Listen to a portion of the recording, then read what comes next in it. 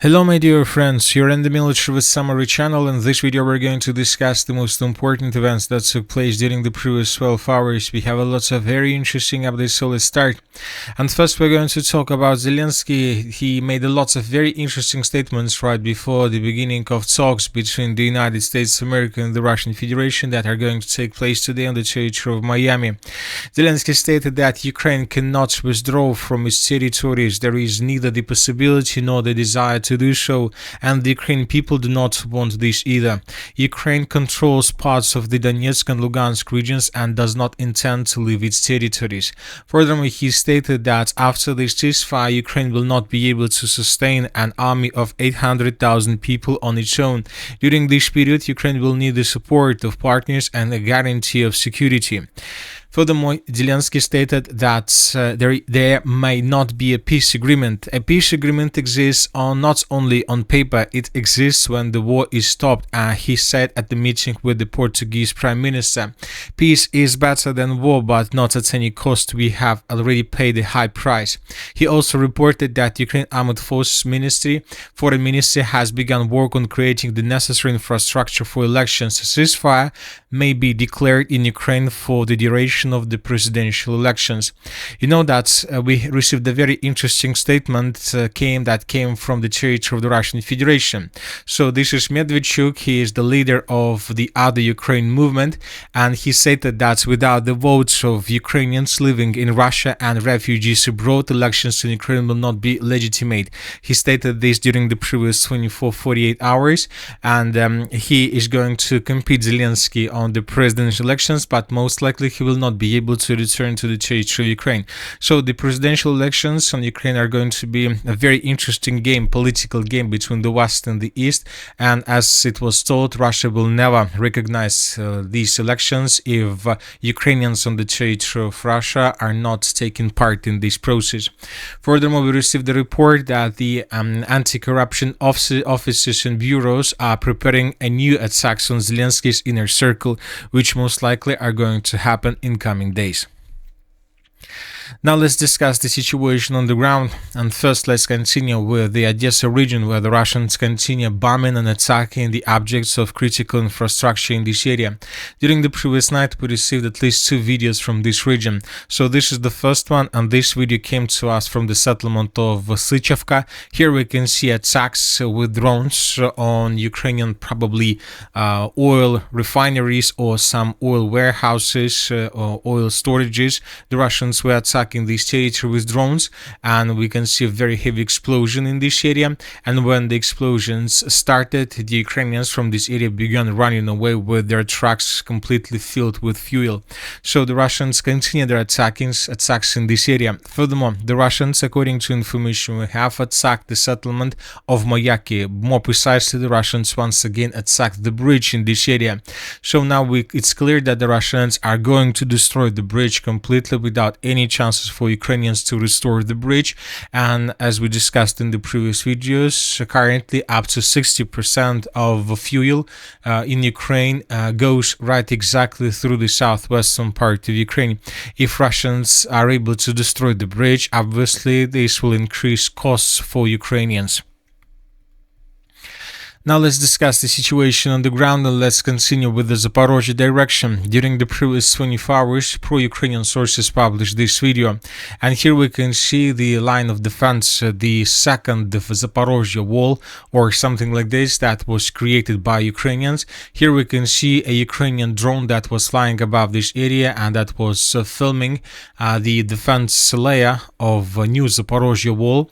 And here we can see a very powerful defense line created by Ukrainians, and the main purpose of this defense line is to stop the Russian offensive operation deep inside of the Zaporozhye region and Dnipropetrovsk region as well. So this video was made right exactly at this point. So the Russian drone was flying above this area, and during the video we might see the defense line that goes, let's say, around the settlement of Novonikolaevka. So yes, we can confirm that this defense line is a very strong defense line, but the problem is that the Russians most likely will not attack in this direction. As we discussed in the previous videos, the Russians most likely will attack a bit further to the south in the direction of the city of Zaporozhye. So very likely that the Russians will be able to avoid this defense belt and to continue offensive operation further in the direction of the city. As for the situation on the ground, during the previous 12 hours, we received the report that Russians improved their positions in the area of the settlement by the name of Gulay Polya. So these are the changes between the 20th and the 21st of December of 2025. And this report came to us, was published by pro-Ukrainian sources. According to them, the Russians improved their positions to the south of the settlement of Gulay Polya, and the Russians continue advancing. Furthermore, during the previous 12 hours, we received this video. Here we can see how Russians were bombing and attacking the last stronghold on the territory of the city of Gulay Polya, which is located in the most western part of the settlement. So the Russians, as you can see, began bombing and attacking the most western positions of the armed forces of Ukraine on the territory of the city of Gulay Polya, which means that the Russians are getting closer and closer to the final points of the battle for the settlement of Gulay Polya. Now let's move further and let's discuss the situation in the Dnipropetrovsk direction. During the previous 12 hours, we have adjusted the map in the area of Ivanovka. Basically, we colored the territories back under Russian control.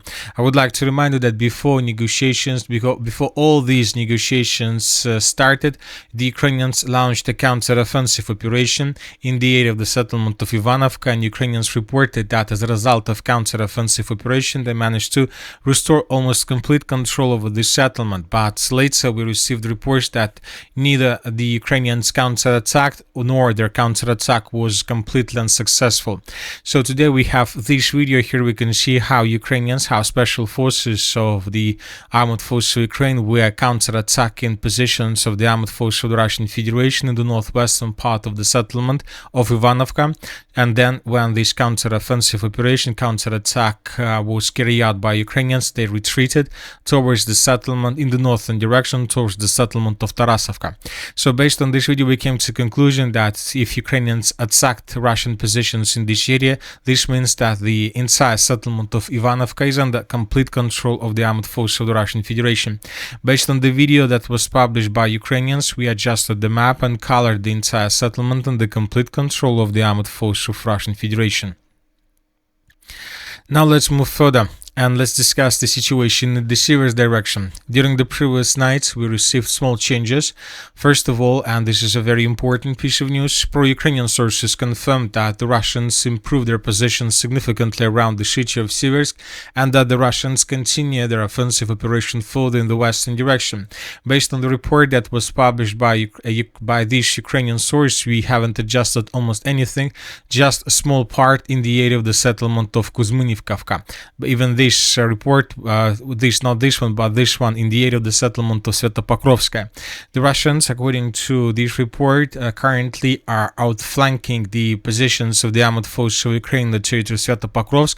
Few more strongholds were taken by Russians, and the Russians approached the final stronghold in this direction. We are talking about this territory. So based on this report that was published by pro-Ukrainian sources, we can say that the Russians are about to finish the battle for the settlement of Svetopokrovsk and to get to the outskirts of the settlement of Riznikovka. Several pro-Russian sources reported that the Russians managed to improve their positions in the area of Kuzminovka and Krokhromovka. Basically, the Russians entered the village of Khromovka or Bandarna, and the clashes are taking place on its eastern outskirts. So Russians continue their offensive operation, and the Russians will continue until they get to the city of Slaviansk. Now let's move further and let's discuss the situation in the area of the city of Kupiansk during the previous 12 hours. The map has been adjusted once again. So these are the changes on the ground between the dates between the 17th and the 21st of December of 2025. As you can see, almost every single day we adjust the map in Ukrainian favor. Today we received two videos from this direction that allow us to make additional changes. So this is the first video that was published by pro-Russian sources, and here we can see how Ukrainians were answering a building in this area and how Russians later began attacking this building with FPV drones. So these attacks took place right exactly in this area. The Ukrainians managed to improve their positions, as you can see, in the northern part of the settlement. Furthermore, another video was published from the southern part of the settlement. Here we can see the same story. The sabotage and reconnaissance groups of the armored forces of Ukraine were moving through the buildings and Russians were attacking their positions. So there are two Ukrainians, as you can see, right inside of this building. This attack with FPV drone took place right exactly at this point. So based on this video, we have also adjusted the southern part of the settlement.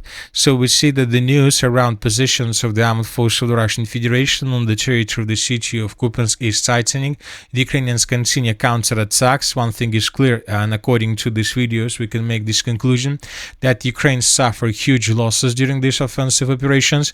The Russians, as of now, are trying to defend themselves just with FPV drones without being involved into close combat. The Russians are trying to keep a distance with Ukrainians, but at some point when the Russians realize that Ukrainians are exhausted, the Russians will counterattack and they will try to restore control over the territories they lost during the Ukrainian counteroffensive.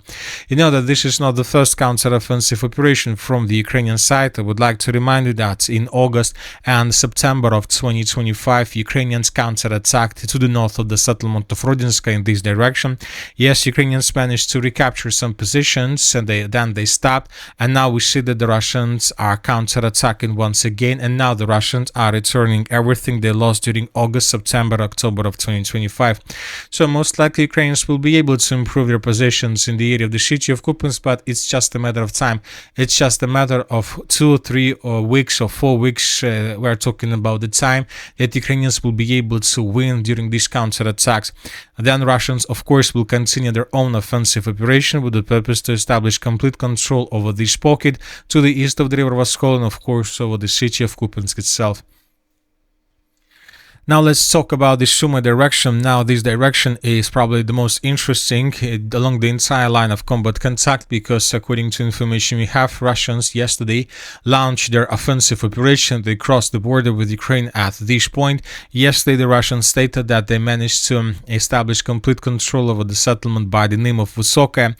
Later, several pro-Russian sources stated that Russians improved their positions as well on the territory of Grabovskoye. This information was also confirmed by pro-Ukrainian sources. So these are the changes on the ground between 2 days.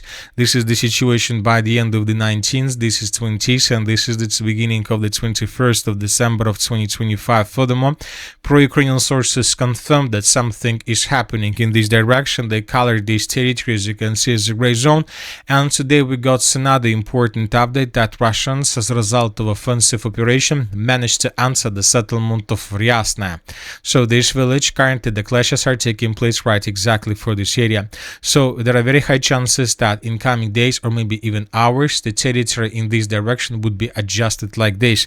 Furthermore, we received a report published by pro-Ukrainian sources that Sumy Oblast, Sumy regional authorities announced an enhanced evacuation from the Krasnopolsky district, where Russian armored forces crossed the border near the village of Grabovskoye. So Ukrainians began evacuation of this region with the purpose to bring additional reinforcements and reserves.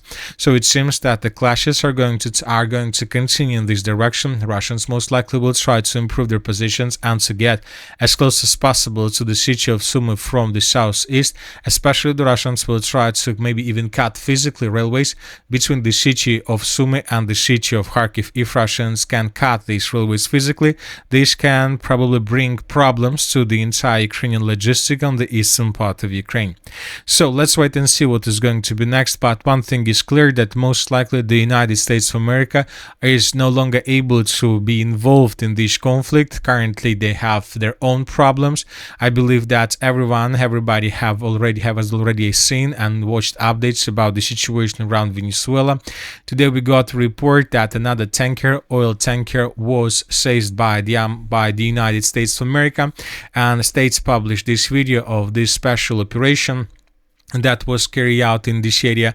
And this is the second oil tanker that was arrested by the US authorities. We believe that this is not the last one. We believe there are going to be more tankers. For the moment, the most important, that this tanker belonged to a China company. So another round of escalation in this region, and most likely we're going to see more and more escalations and more attempts from the US side to establish probably complete control over this territory. And that's it for the short video on military summary. Channel reminds we condemn any violence in the world. Thank you for watching. Subscribe to my channel, put your likes, join my Patreon, and have a good day. Bye bye.